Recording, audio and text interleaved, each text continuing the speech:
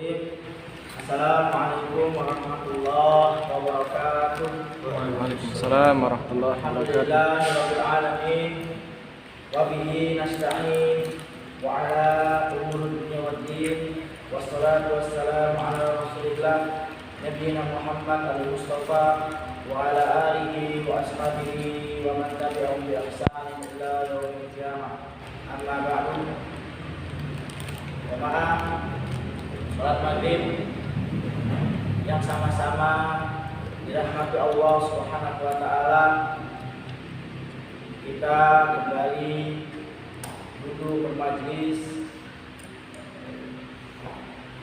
untuk menuntut ilmu, menambah wawasan keislaman kita agar ilmu yang didapat ini dapat kita amalkan dalam kita beribadah kepada Allah Subhanahu wa taala. Karena beribadah kepada Allah itu haruslah disertai dengan ilmu. Ya. Tidak bisa seorang muslim itu beribadah asal-asalan. Seorang muslim itu beribadah harus bimbingan atau harus di bawah bimbingan Al-Qur'an dan As-Sunnah dengan pemahaman para salafus saleh. Jamaah salat maghrib yang sama-sama dirahmati Allah Subhanahu wa taala. Kewajiban seorang muslim hanyalah tunduk dan patuh kepada Rasul sallallahu alaihi wasallam. Tidak ada satupun orang yang menentang Rasul atau menyelisih petunjuk Rasul, pasti dia akan binasa.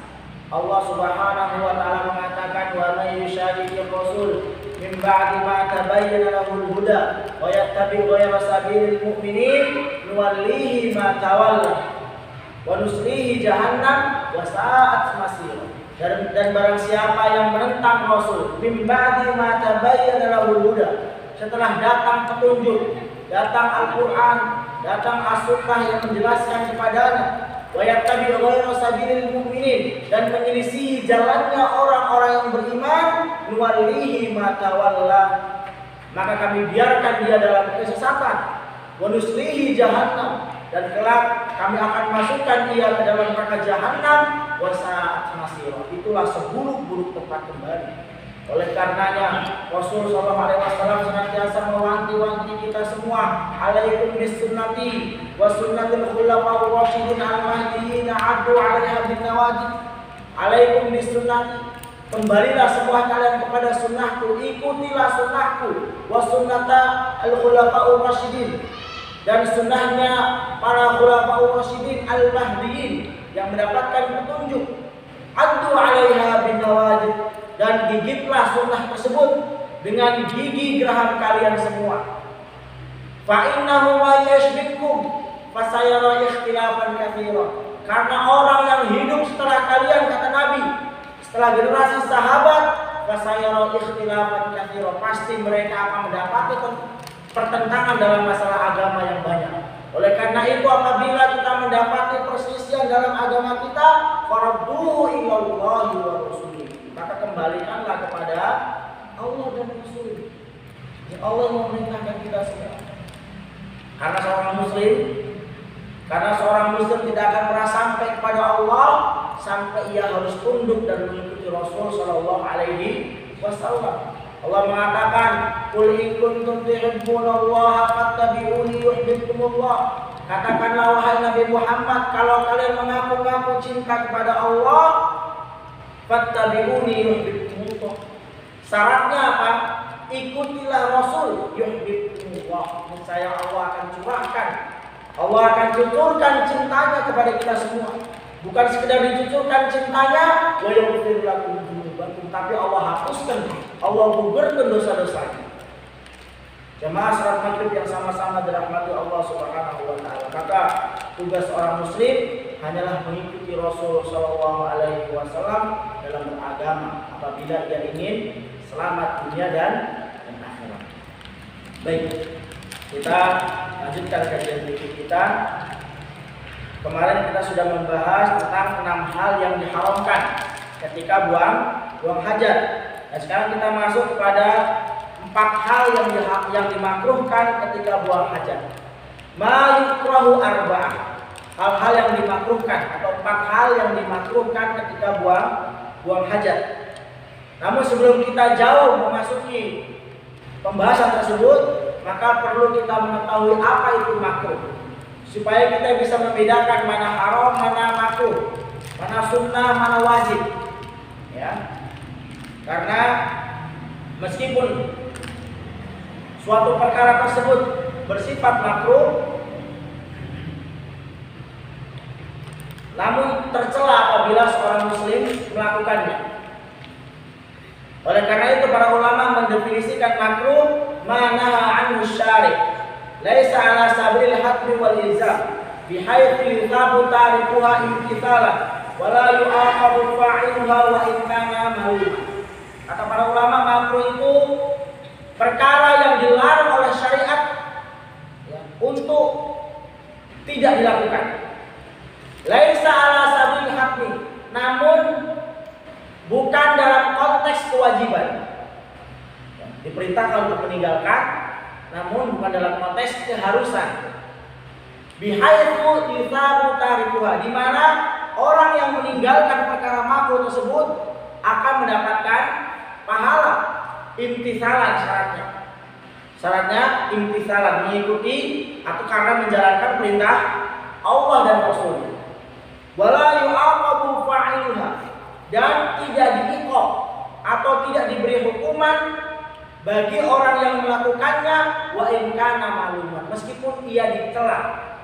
Di perkara makruh ini ya, apabila dilakukan oleh seorang muslim maka ia dicela ya, dan tidak diberikan dosa atau iqab apabila ia melakukannya.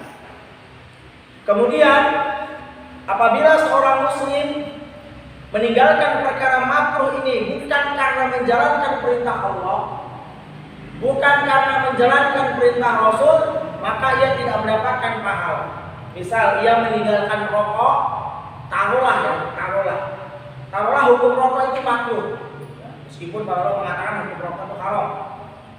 Ketika ia meninggalkan rokok itu bukan karena menjalankan perintah Allah dan Rasulnya, hanya karena ingin menjaga kesehatannya, maka tidak mendapatkan pahala.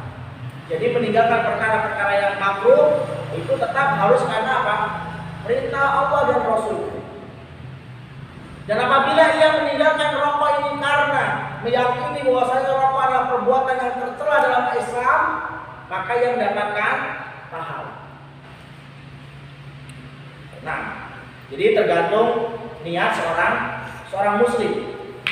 Apabila ia menjalankan atau meninggalkan perkara-perkara yang makruh itu karena Allah Ta'ala, maka ia akan mendapatkan pahala. Dan sebaliknya, apabila ia menjalankan atau meninggalkan perkara yang makruh tersebut hanya karena ingin menjaga kesehatannya atau hanya karena ingin ya tidak dicela manusia, maka ia tidak mendapatkan pahala apapun. Jelas ya, ini definisi makruh. 4 hal yang dimakruhkan ketika buang hajat. Yang pertama, al-kalamu asna qadaiha, berbicara ya saat buang hajat. Berbicara di kamar mandi atau di WC saat buang hajat, ini perkara yang makruh. Berdasarkan hadis Ibnu Umar radhiyallahu an, inna rajulan marra wa Rasul sallallahu alaihi wasallam yabulu fasallama wa lam yuradda alaihi. Kata Ibnu Umar radhiyallahu an, dahulu ada seseorang melewati Rasul, sementara Rasul sedang buang air kecil. Fasallam, lalu orang tersebut memberikan salam kepada Rasul. Falam yuradda alaihi, dan Rasul tidak menjawab salam tersebut. Dalam hadis ini menunjukkan kepada kita semua bahwasanya sangat diperintahkan setiap muslim yang berada di kamar mandi tidak berbicara kepada siapapun ketika tidak mengandung hal-hal yang penting. Ya. Apalagi berbicara hal-hal yang haram. Berbicara hal-hal yang tidak penting saja dimakruhkan, terlebih apalagi ia berbicara hal-hal yang haram, maka ini berdosa. Bukan makruh lagi, tapi berdosa. Misal ia bernyanyi di kamar mandi, atau atau dia berbicara kotor di kamar mandi, ini bukan makruh lagi, tapi berdosa. Ya. Maka apabila tidak ada keperluan atau tidak ada kepentingan untuk berbicara di kamar mandi, maka sangat dimakruhkan apabila dia berbicara. Jelas ya? Qala An-Nawawi, Al-Imam An-Nawawi mengatakan wa kadzalika yukrahul kalam ala qada'il hajah bi ayyi naw'in min anwa'il kalam. Kata Imam An-Nawawi rahimahullahu taala, dimakruhkan berbicara pada saat buang hajat dalam tema apapun, dalam pembicaraan apapun. Wa yustasna min hadza kulliha mawdhu dhar au kulliha mawdhu darurah. Dan dikecualikan dari itu ketika ucapan tersebut mengandung darurat. Misal, kama idza ra'a, di sini Imam Nawawi mencontohkan kama idza ra'a dariran yakadu an yaqa fi bikrin aw ra'a hayatan aw aqraban aw dzalik yaqsidu insanan aw nahwi dzalik fa innal kalam fi hadzal mawadi' laisa bimakruh bal wajib. Kata Imam Nawawi, dan dikecualikan dari itu semua kita boleh berbicara dalam kondisi darurat, seperti apabila ia melihat orang yang buta mau masuk ke dalam sumur, maka boleh kita memperingatkannya meskipun kita sedang buang hajat.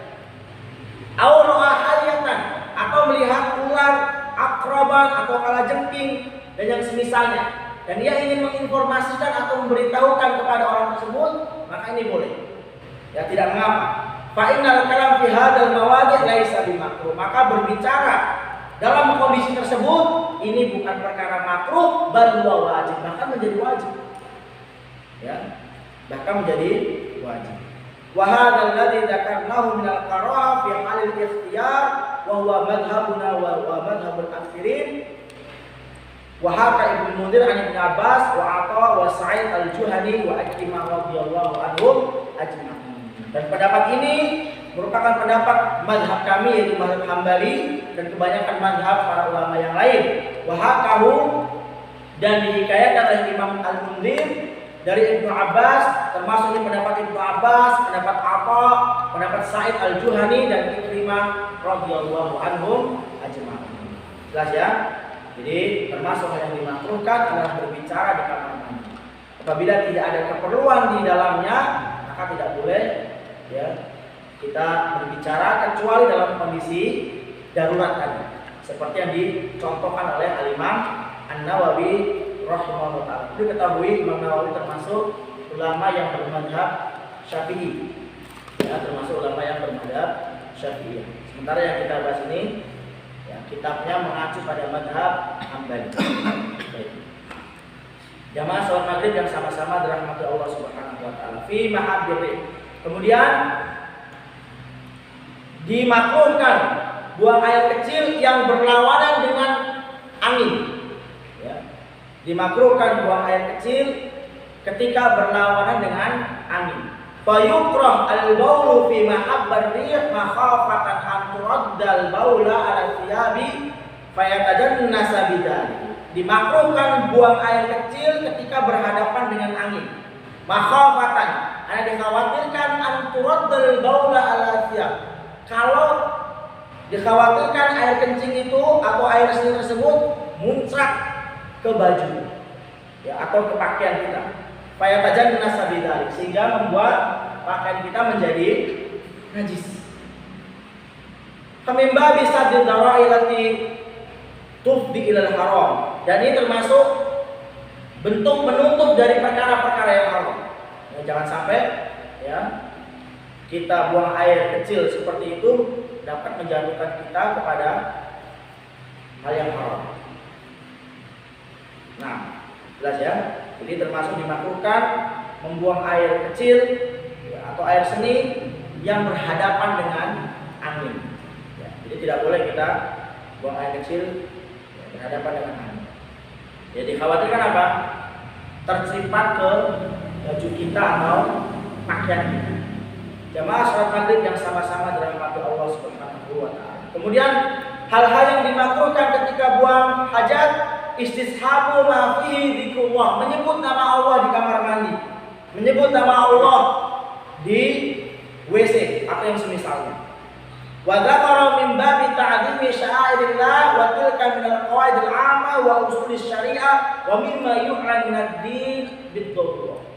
Karena hal ini adalah bentuk mengagungkan syiar Allah. Kenapa kita dimakruhkan menyebut nama Allah di kamar mandi? Ini merupakan bentuk kita mengagungkan ayat-ayat Allah, syiar-syiar Allah. Jangan sampai kita menyebut nama-nama Allah di kamar mandi malah menjadikan suatu bentuk penghinaan kepada Allah Subhanahu wa taala dan ayat-ayatnya, sehingga dimakruhkan menyebut nama Allah Ta'ala atau yang semisalnya di kamar mandi. Berdasarkan firman Allah Subhanahu wa taala, "Dzalika wa may yu'azzim sya'airallah fa innaha min taqwal qulub." Hal itu barang siapa yang mengagungkan, memuliakan syiar-syiar Allah, maka sungguh itu termasuk ketakwaan hati. Jamaah salat maghrib yang sama-sama dirahmati Allah Subhanahu wa taala. Baik, sampai sini ada pertanyaan tidak? Pertanyaan Ustaz? Silakan. Sama yaitu masalah buang air kecil. Kalau umpama saya buang air kecil di lapang atau di sawah-sawah, sedangkan angin dari timur, kita kan negara menghadap timur, menghadap angin. Angin ke barat berarti kita menghadap timur, itu dilarang. Bagaimana kalau kita menghadap ke barat? Mengikuti angin supaya jangan kecipratan air kecil. Yang kedua yaitu buang air kecil itu dengan berdiri atau dengan nongkrong. Bisa kita. Untuk pertanyaan pertama, apabila angin dari timur, apakah boleh buang air seni menghadap barat?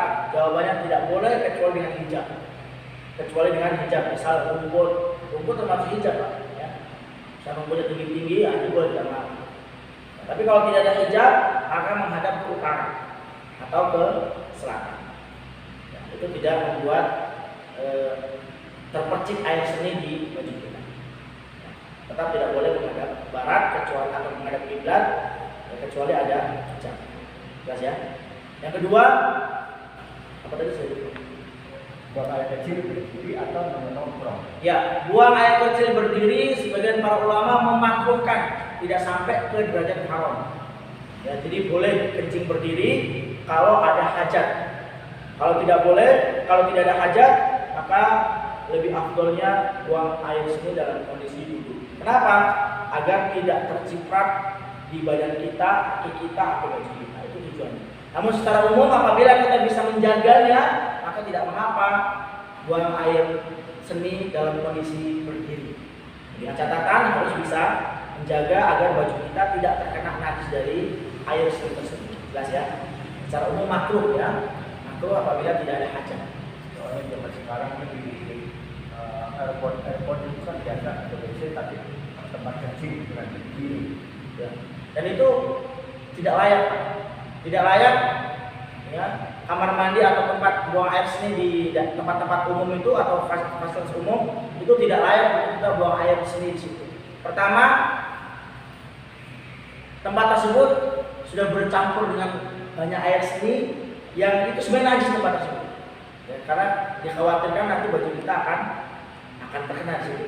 Maka lebih baik tetap di kamar mandi atau di WC. Ya. Itu tidak layak untuk dijadikan tempat buang air seni. Baik, Allah. Baik, kita lanjutkan. Al-Imam An-Nawawi mengatakan wa yukrah lil qa'id ala qadil hajah an yadhkurallah ta'ala bi syai'in min al-adhkar qalu fala yusabbah wala yuhallil wala yuraddu salam wala yushammitul atis wala yahmadullah ta'ala ila atasa wala yaqul mithla ma yaqul mu'adzin. Kata Al-Imam An-Nawawi, dimakruhkan bagi orang yang sedang buang hajat menyebut nama Allah Ta'ala dalam bentuk apapun. Fala yusabbah, maka tidak boleh dia bertasbih subhanallah, tidak boleh. Wala yuhallal, tidak boleh dia mengucapkan tahlil la ilaha illallah. Wala yuraddu salam, dan tidak boleh juga membalas salam atau menjawab salam. Wala yushammitul atis, tidak boleh mengucapkan yarhamukallah bagi orang yang bersin. Wala yahmadullah ta'ala idza aqasa, dan tidak boleh juga memuji Allah pada saat dia bersin. wala yaqulu mithla ma yaqulul muadzin, dan tidak boleh juga ia mengucapkan apa yang diucapkan oleh muadzin. Misalnya ketika adzan tiba pas dia di WC, boleh tidak menjawabnya? Tidak boleh. Makruh. Ya, karena itu bentuk penjagaan kita terhadap apa? Syiar-syiar Allah Subhanahu wa taala. Jelas ya? Baik. Lalu Ustaz, main HP boleh tidak? Tidak boleh main HP. Ya. Karena ya, kamar mandi itu tempat syaitan. Tidak boleh manusia berlama-lama di kamar mandi. Ya. Ketika selesai hajat sudah tinggalkan. Ini tidak boleh bermain HP di kamar mandi. Ini kayaknya penyakit kita semua, terutama kaum muda. Ya. Buang air besar, mandi, buang air kecil, bawa HP sambil WA-an. Allah Akbar. Ini penyakit ya. Kita harus hindarkan ini. Kecuali darurat, misal kamar mandi tersebut tidak ada lampu, boleh kita bawa HP untuk center, bukan untuk main WA. Ya. Jadi yang harus dihindari kaum muda itu terutama kita semua. Allah Akbar. Baik.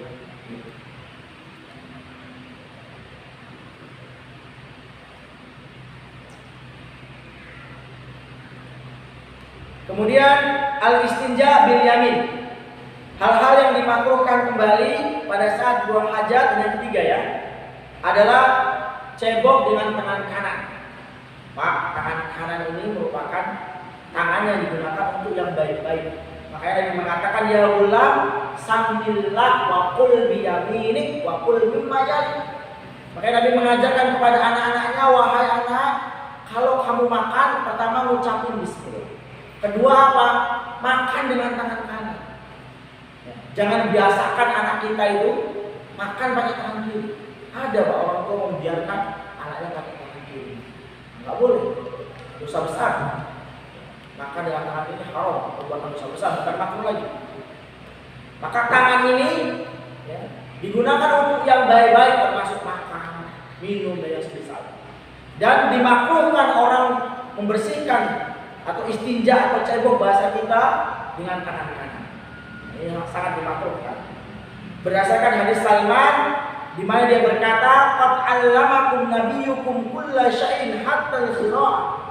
Sungguh Nabi kalian telah mengajarkan kepada kalian segala sesuatu hatta al-khira'ah, sampai masalah buang air besar. Qala ajal. Lalu para sahabat mengatakan betul. Lalu dia Salman berkata, laqad nahana an nastaqbil qiblah li gha'itin wa baulin au nastanjia bil yamin au nastanjia bi aqalli min salati ahjar au nastanjia bi rajin al admin. Kata Salman, sungguh Nabi Muhammad SAW telah melarang kita semua untuk buang hajat menghadap kiblat atau buang air kecil menghadap kiblat. Wa an nastanjia bil yamin, dan melarang kita untuk cebok dengan tangan kanan. Au nastanjia bi aqalli min salati ahjar, atau Rasul telah melarang kita untuk cebok atau membersihkan tempat keluarnya najis tersebut dengan kurang dari 3 batu. Ya, dilarang. Jadi dilarang kita cebok atau bertaharah, bersuci ya, kurang dari 3 batu. Minimal berapa? Minimal 3 batu. Al-aqal salatu ahjar. Paling sedikit 3 batu. Au nastanjia bi rajin al-admin, dan Rasul melarang kita untuk cebok dengan rajin, kotoran hewan yang sudah kering, au admin, atau tulang. Ya. Ini beberapa perkara yang Rasul SAW melarang kita menghadap kiblat, cebok dengan tangan kanan, kemudian beristinja atau cebok dengan kurang lebih dari 3 batu. Kurang dari 3 batu dilarang. Atau cebok dengan kotoran hewan yang sudah kering ataupun tulang. Ini semua perkara-perkara yang tidak dibolehkan. Jelas ya? Namun para ulama mengambil kesimpulan bahwasanya istinja dengan tangan kanan ini tidak sampai derajat keharaman, ya, masuk dalam perkara makruh. Lalu Ustaz, bagaimana kalau dia cacat, tangan kirinya putus, sementara hanya ada tangan kanan? Apakah dia makruh terus kalau begitu? Tidak. Ya. Apabila ada hajat, misal dia tidak memiliki tangan kiri, dan dia sangat membutuhkan tangan kanan untuk membersihkan istinjanya tadi itu atau cebok tersebut, maka tidak terjatuh dalam perkara makruh. Yang dimaksud makruh sini apabila kita memiliki dua tangan yang sempurna, lalu kita gunakan tangan kanan untuk membersihkan kotoran tersebut. Baik. An-Nawawi mengatakan waqad ajma'a al-ulama ala annahu maniyun al-istinja bil yamin thumma al-jamaahiru ala annahu nahyun tanzih wa adabin wala nahyun tahrim. Nah, ini kata Imam Nawawi mengatakan para ulama bersepakat bahwasannya cebok dengan tangan kanan ini sangat dilarang. Tsummal jamaahir, kemudian sebagian jumhur ulama mengatakan nahyun tanzih, larangan yang tidak bersifat haram, ya, atau makruh tadi. Wa adabin, dan termasuk adab. Wala nahyun tahrim, dan bukan larangan haram. Jelas ya? Ini kesepakatan para ulama beristinja dengan tangan kanan, perkara yang makruh dan tidak masuk sampai perkara. Baik. Sampai saya ada pertanyaan. Ada cerita. Ya. Bapak saya sebagai petani, saya menanam jagung satu petak sawah, kemudian saya buang air besar. Di tengah-tengah jagung tersebut, saya mau buang air besar di situ, terus ceboknya itu dengan rumput, boleh tak? Iya, boleh. Iya, boleh. Rumput, tisu, boleh.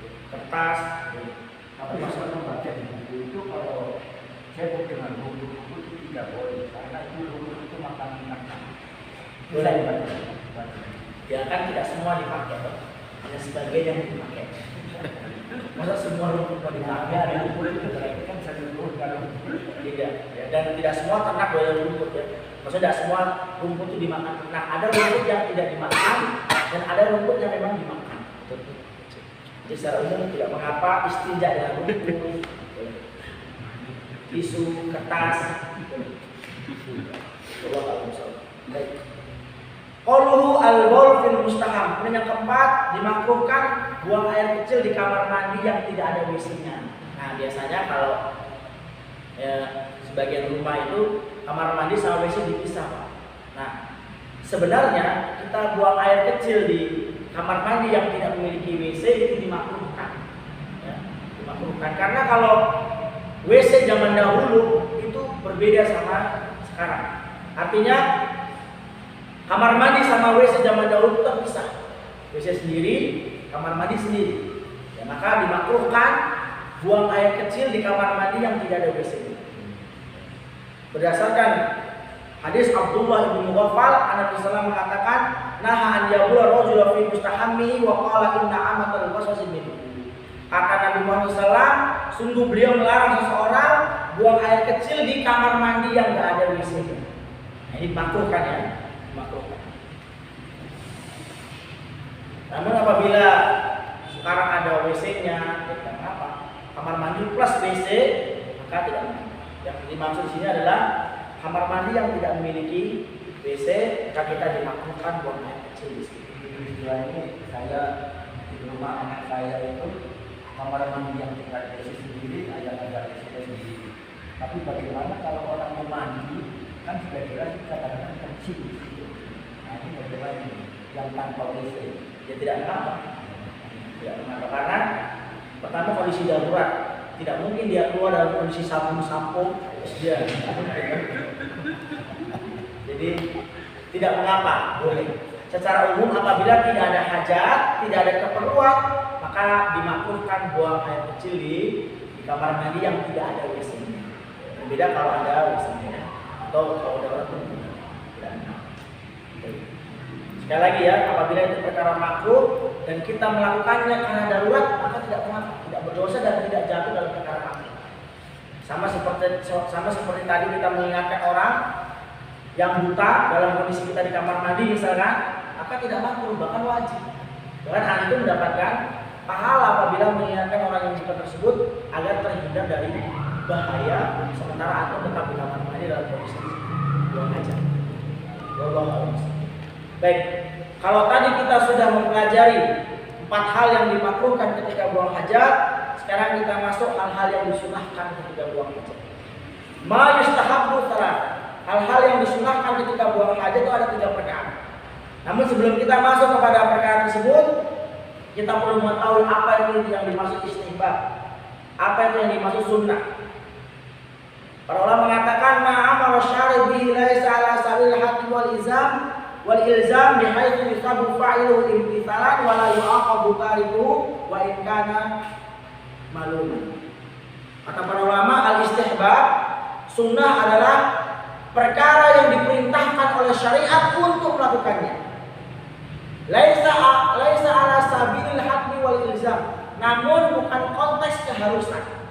Saya ulangi, sunnah adalah perkara yang sangat ditekankan oleh syariat untuk dilaksanakan atau untuk dilakukan. Laisa ala sabilil haqqi wal ilzam, namun bukan dalam konteks kewajiban atau keharusan. Bihaitsu yusabu fa'iluhu, di mana orang yang melakukannya akan mendapatkan pahala dengan syarat imtithalan, dengan syarat ia menjalankannya karena perintah Allah. Wala yu'aqabu tarikuhu, dan tidak akan diiqab atau diazab bagi orang yang meninggalkannya meskipun ia dicela. Jadi Pak, meninggalkan sunnah itu dicela. Meninggalkan sunnah itu dicela.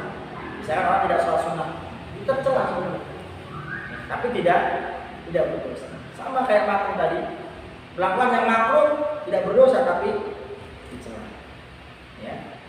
Maka apabila seorang muslim menjalankan sunnah bukan karena imtitsalan, bukan karena perintah Allah, bukan karena perintah Rasul, ia tidak mendapatkan pahala apapun.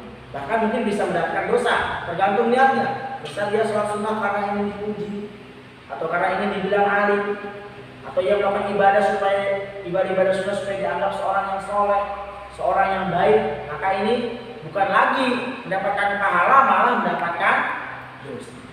Maka kaidahnya adalah ketika kita menjalankan perintah agama harus imtitsalan, harus menjalankan karena perintah Allah dan Rasulnya. Kemudian apabila ia meninggalkan perkara sunnah tersebut, dia tidak akan diiqab, tidak akan diazab, hanya dicela. Makanya seorang muslim ya hendaklah memperhatikan sunnah-sunnah ini. Jangan sering-sering ninggalin sunnah. Kalau kita sudah nggak sanggup puasa Senin, minimal sholat sunnah kita jangan ditinggalin. Ini sudah Senin terus nggak pernah, yaumul bid apalagi, ya sholat sunnah nggak pernah lagi. Ini keterlaluan ya. Jadi kalau kita lemah di puasa, kuatkan di sholat sunnah. Kalau kamu lemah di sholat sunnah, kuatin baca Quranmu. Kalau kamu lemah di baca Quran, kuatin sedekahmu. Kalau kamu lemah. Ya. Jadi pintu kebaikan itu banyak, Pak. Abwaabul khair katsir. Pintu kebaikan banyak sekali. Makanya kata Allah, "Wa man jahada fina la yahdiyanna subulana." Orang yang sungguh-sungguh betul-betul mencari hidayah Allah, la yahdiyanna subulana. Pasti Allah akan bukakan pintu-pintu jalan kebaikan. Banyak sekali. Syaratnya apa? Sungguh-sungguh dulu mencari hidayah. Jadi hidayah itu Mas digapai. Hidayah itu dicari, bukan duduk diam di rumah. Saya nanti kalau Allah kasih hidayah pasti kasih lah, tak perlu saya ke masjid. Toh nanti kalau wayanya dikasih hidayah pasti saya sadar. Tidak seperti itu. Hidayah itu didatangi, hidayah itu dicari. Itu perintah Allah. Wa man jahada fina. Siapa yang sungguh-sungguh la yahdiyanna subulana, pasti kami berikan hidayah untuk menuju jalan-jalan kami. Maka ikhlas itu harus dipaksa. Sholat harus dipaksa. Kalau nggak dipaksa kita nggak pernah mau melakukannya. Jelas ya. Jadi seorang muslim dalam memperhatikan sunnah-sunnahnya. Dan jangan sering-sering meninggalkan perkara sunnah. Baik, kita lanjutkan. Kemudian yang kedua, belum ya, ini baru definisi sunnah ya.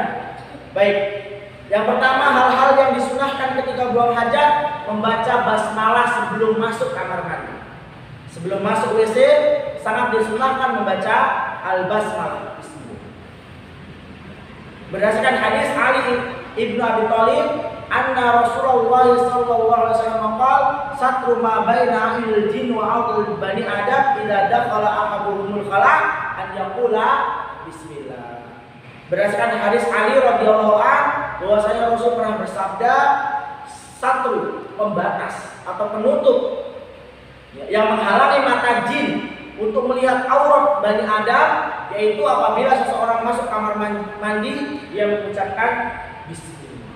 Jadi bismillah ini merupakan penutup, Mas.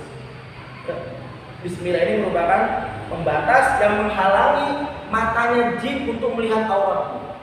Jadi kalau masuk kamar mandi ucapkan bismillah sebelum masuk. Ini termasuk adab juga.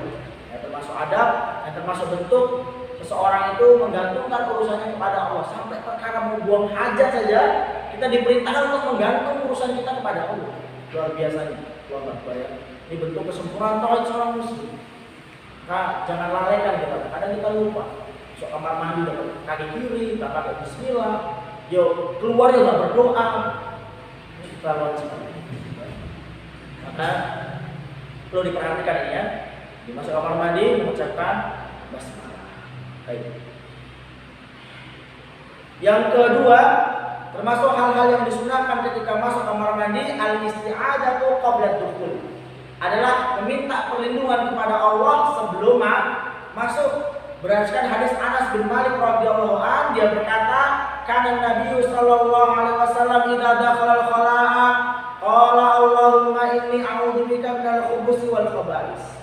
Adalah dahulu Nabi Muhammad sallallahu alaihi wasallam apabila masuk kamar mandi, beliau selalu berdoa, "Ya Allah, sesungguhnya aku berlindung kepadamu dari syaitan laki-laki dan syaitan perempuan. Allahumma inni a'udzubika minal khubuthi wal khaba'is."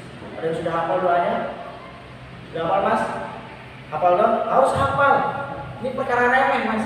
Ya, jadi harus dihafalin. Ya Allahumma inni a'udzubika minal khubuthi wal khaba'is. Untuk membentengi diri kita dari gangguan syaitan. Karena kamar mandi sekali lagi itu tempatnya syaitan, tempatnya jin. Ya, mereka semua beranak pinak di situ, tinggal di situ, makan di situ. Ya, maka kita diperintahkan untuk membaca doa ini ketika hendak masuk ke dalam kamar mandi. Baik.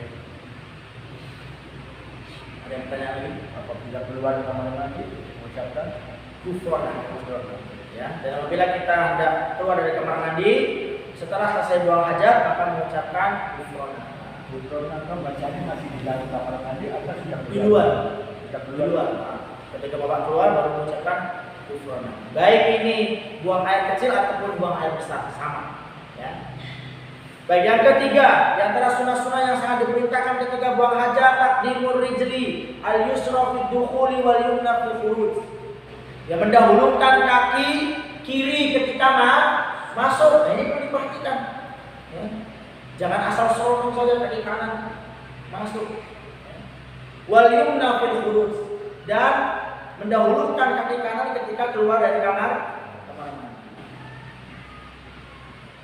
Namun secara asal annal asal taqdimul yumna fi kulli syai'in. Namun secara asal mengedepankan kaki kanan untuk segala sesuatu yang baik. Ini secara asal. Ya. Jadi hal-hal yang baik maka mendahulukan kaki kanan atau tangan kanan. Ini secara asal. Adapun masuk dalam perkara-perkara yang buruk, misalnya masuk kamar mandi, masuk WC, maka hukumnya, sunnahnya adalah mendahulukan kaki kiri. Berdasarkan hadis Aisyah radhiyallahu an, kana Rasul sallallahu alaihi wasallam yujibu tayammunu fi tanaqqulihi wa tarajjulihi wa tuhurihi wa fi sya'ni kullihi. Kata Aisyah, istri Nabi Muhammad sallallahu alaihi wasallam, dia berkata, dahulu suamiku Rasul sallallahu alaihi wasallam apabila ia sisiran selalu dari kanan. Ini ya. Kiri ke kanan. Kaki putar kiri ya. Ya, itu kan kanan ke kiri. Jadi kiri ke kanan. Ya, yuk jibul tayammum. Kemudian juga fitnah kulihi wa tarajjulihi. Kemudian juga beliau apabila hendak memakai sandal, beliau mendahulukan yang kanan. Ya, ini termasuk sunnah karena kita nggak perhatian juga. Hatta masalah sandal, Pak, itu diatur sama Nabi Muhammad SAW. Luar biasanya Islam itu mengajarkan kita adab-adab mulia. Jadi sebelum kita belajar PPKN, sebelum kita belajar budi pekerti, Islam itu sudah mengajarkan dulu bagaimana kita memulai dengan tangan kanan, bagaimana kita memakai segala sesuatu dengan tangan kanan, makan dengan tangan kanan, bagaimana kita bertutur kata dengan baik, itu sudah diajarkan oleh Islam jauh sebelum kita belajar PPKN di kaki. Makanya perkara yang kita sendiri tidak perhatian terhadap syariat Islam ini, ogah belajar, tidak mau belajar, tidak mau datang ke majelis ilmu, merasa dia sudah pintar atau merasa saya sudah mencukupkan dengan apa yang saya tahu, padahal suratnya salah-salah, bacaannya amburadul, tapi nggak mau datang ke majelis ilmu, terus tiba-tiba pengen jadi imam. Ini orang cuci muka, ini kasihan sekali. Bodoh tapi merasa pintar. Bacaannya carut marut, sholatnya amburadul, pengen jadi imam, baca ya. Hati-hati. Nah, jadi semua syariat Islam telah diajarkan oleh Rasul, hatta sampai masalah menggunakan sendal. Itu beliau selalu menggunakan dengan kaki kanan sebelum kaki kiri. Waktu huri, bahkan ketika beliau bersuci, masuk kamar mandi, beliau pun mendahulukan kaki kiri dan keluar dengan kaki kanan. Ofisa nikuli, dan dalam setiap perkara urusan beliau selalu memulai dengan yang kanan. Baik. Di sini disebutkan lakin huna taqaddumur rijlu al-yusra 'inda dukhul khala' min bab tanzihil makan kama taqaddumur rijlu al-yumna 'inda dukhul masjid istihsanan.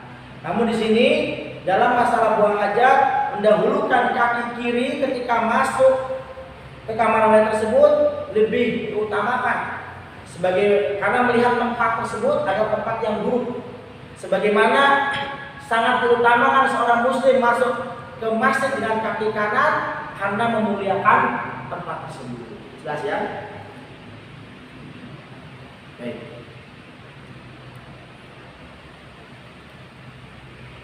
Nah, ini hal-hal yang disunahkan ketika buang hajat. Kemudian doa yang diwarid atau diajarkan oleh Nabi SAW ketika keluar dari kamar mandi adalah mengucapkan apa? Ghufranaka. Ya Allah, kami mohon ampunan. Berdasarkan hadis Aisyah, dia berkata, adalah Nabi Muhammad SAW idza kharaja minal khala' qala ghufranaka. Adalah dahulu Nabi Muhammad SAW apabila keluar dari kamar mandi atau WC, dia mengucapkan ghufranaka. Jadi, alhamdulillah kita selesai bab buang hajat, perkara-perkara yang diharamkan sudah kita pelajari, perkara-perkara yang dimakruhkan sudah kita pelajari, perkara-perkara yang disunahkan kita sudah pelajari. Semua ini harus kita amalkan. Belajar terus diamalkan. Bukan cuma sekedar belajar sudah diamalin kan? Kita belajar, kita tahu, kita amalkan. Itulah muslim yang sejati. Baik, bisa jawab berapa? Tadi.